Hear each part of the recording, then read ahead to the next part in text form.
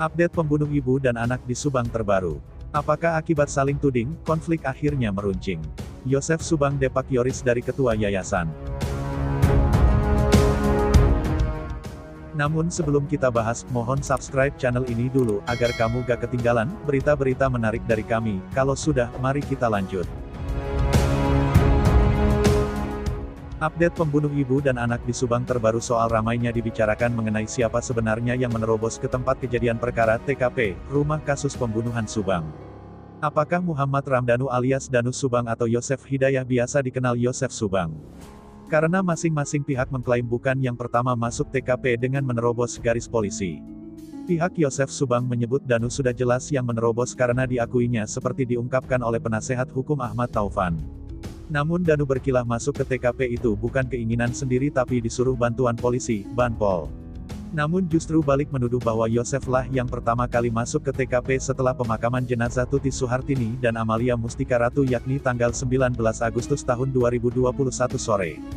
Dan mengambil sesuatu di dalam rumah tersebut.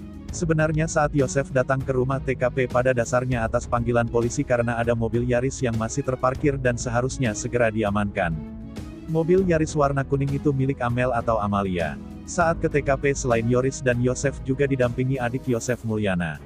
Bahkan saat pergi ke TKP satu mobil berbarengan dan memang saat itu masih suasana duka dan antara bapak dan anak yakni Yoris dan Yosef datang berbarengan satu mobil. Lalu Yosef saat itu dikabarkan oleh polisi bahwa ada mobil Yaris dan ada dua kucing. Yosef menyebut memang dua-duanya barang tersebut milik almarhumah Amel. Yoris saat itu ingin membawa mobil Yaris tersebut, Yosef pun tidak keberatan karena memang Yoris juga masih anaknya. Yosef saat itu hanya membawa dua buah kucing milik Amel. Saat itu yang masuk ke rumah TKP juga bukan Pak Yosef tapi Pak Mulyana dan sedangkan Pak Yosef ada di luar rumah TKP, ujar kuasa hukum Yosef, Rohman Hidayat saat dikonfirmasi desjabar.com, Kamis kemarin. Bahkan paket milik Amel pun dibawa oleh Yoris karena paket datang di saat Amel sedang meninggal dunia. Tidak ada masalah saat itu dan langsung pulang kembali. Yoris pulang ke rumahnya, Yosef pulang ke rumah Mulyana untuk menumpang tidur.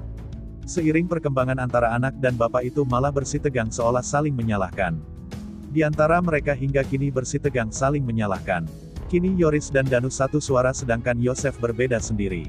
Silang pendapat seolah saling menyalahkan keduanya, Yoris dan Danu menyalahkan Yosef.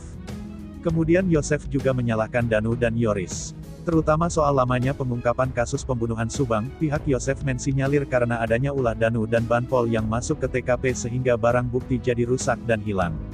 Bahkan Rohman meminta Danu untuk dijadikan tersangka, karena telah menerobos TKP tanpa adanya izin dari penyidik. Terlebih Danu di dalam melakukan aktivitas seperti membersihkan bak mandi. Menurut Rohman karena melanggar harusnya Danu ditetapkan tersangka. Kemudian serangan pula dilontarkan pihak Yosef dengan menyebut Yoris temperamen sempat mengejar pakai golok ke Yosef karena Yosef kepergok membonceng Mimin. Kemudian Yosef juga menyebut Yoris selaku ketua yayasan tidak bertanggung jawab sehingga Yayasan Bina Prestasi Nasional milik Yosef terbengkalai. Bahkan Yosef segera akan mencarikan penggantinya. Gimana menurut kalian? Terima kasih telah menyimak video ini, jangan lupa like, komen dan subscribe.